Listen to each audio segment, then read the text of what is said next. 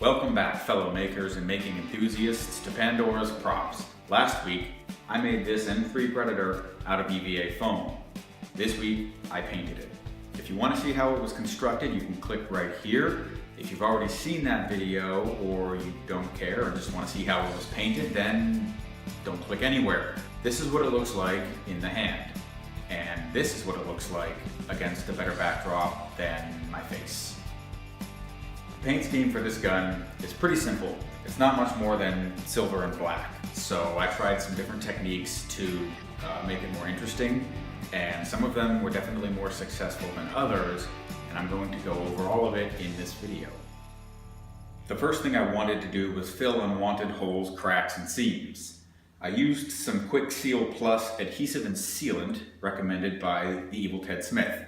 I'm not sure it was the best thing to use for this application though, because it does tend to shrink a little as it dries.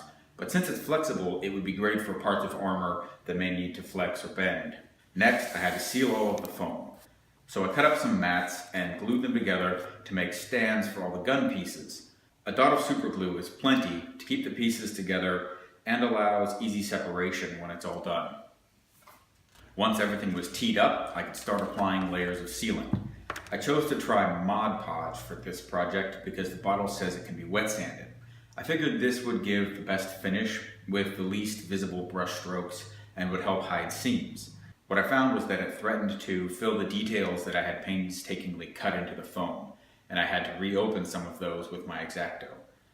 I lost track of how many layers I put on, but it was at least 4. Then it was all wet sanded with 400 grit emery paper. This did a really good job of hiding the seams from each layer of foam, but ended up being quite a bit of work. For my next foam gun, I'll see how it comes out with just spray-on Plasti Dip and leave Mod Podge for covering large flat surfaces like armor. The next step was priming. I laid down 2 coats of Krylon Colormaster primer in ultra flat black, which actually came out more of a gray color. I was glad I used that as a primer and not a top coat because the M3 needs a good solid black. The side slabs got a coat of Krylon Silver. This stuff goes on so thick that 1 layer is plenty. Sometimes I'll try to just dust the piece because a good coat will come out very shiny. The main body was given a couple coats of true black, and then I went back and recut those details I almost lost from the Mod Podge, including these rivet holes that were made by firmly pressing a sharpened brass tube into the foam. This technique can also be used to cut perfectly round holes all the way through. For the front sight post, I used some really intensely yellow craft foam. I figured this way, if the red paint didn't cover perfectly, it would just kind of look like it was glowing, but it covered just fine with 2 coats. Here you can see this bright luster of the silver Krylon. Of course, this is not a good look for a gun one would use to fight some reapers, so some weathering was in order. It's a simple process of mashing and rubbing black and or brown paints into all the crevices and then wiping it back off of the high points. This dulls the silver and also really makes those detail cuts pop. Usually 1 application of this is enough, but this silver is so intense, I think I went back for a second. For the silver parts on the frame, I used some brush-on acrylic. This way I didn't have to do a ton of masking. Also, it comes out with a slightly different luster than the Krylon, and I was trying to be as diverse with my palette as I could with a gun that's really just black and silver. To finish the front sight, I marked off the red bit I wanted to keep and laid black over the rest. The silver parts on the frame were given the same blackwash treatment as the sides. When I went to remove this masking, it started to pull up the silver acrylic that apparently didn't stick well to the black under it. So I had to get my X-Acto again and carefully cut it away from the tape. I really shouldn't have been surprised by this, but I kind of was. In another attempt to diversify the color scheme of this gun, I wanted the grip to be different from the rest of the black. I figured it would be a different material anyways, and I really wanted to try a technique I saw used by Bill Duran over at Punished Props.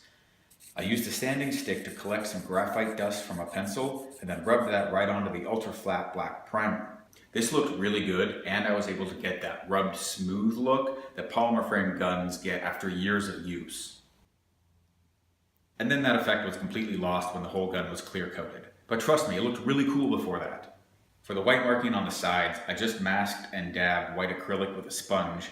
I don't know exactly what kind of finish the original creators were going for here, but all the reference photos I have look like a sponge dabbed finish, so it worked great.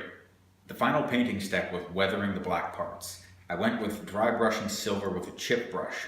Chip brushes work really great for this because the bristles are coarse and sparse, so it won't give a really full finish, but rather make it look like tons of tiny scratches in the paint. I only brush in one direction, and that's from the muzzle to the rear, because that's how handguns tend to get worn. Brushing in all directions makes it look more like it was tossed into a clothes dryer with a handful of gravel. To finish up the weathering, I used a silver Sharpie on some of the corners. These are not only the places where the most paint would wear off, but the silver parts would also get a little polish there too. Then it was time to clear coat and seal all that paint in for protection. I like Krylon Crystal Clear for this because it tends to give the least runs and curtains. After letting that dry for several hours, it was time to assemble. I went with super glue so I could tack one end of the big pieces and then line up the rest before final pressing. I considered using contact cement, but figured it would make a bit of a mess on the parts that weren't covered. Attaching the front sight was almost a catastrophe. I wanted to use minimal glue to avoid ugly squeeze out, but that wasn't a strong bond. So I thought I could use toothpicks as posts for structural stability. But then it didn't want to seat properly, then the glue tried to stick when it wasn't seated, and I thought for a moment I would have to cut it off and make a whole new front sight. But I managed to pull it off and then just flat glued it again. Hopefully it holds. So that's it, all painted, assembled, and completed. I hope that these videos were easy to follow and that they inspire you to create something. If you have any questions, you can leave them in the comments below. There's a very good chance I'll get back to you because, well, I'm a small channel. Don't forget to like and subscribe, especially if you want to see this created again with better materials. And until next time, keep on making. Yeah, I think that's getting better.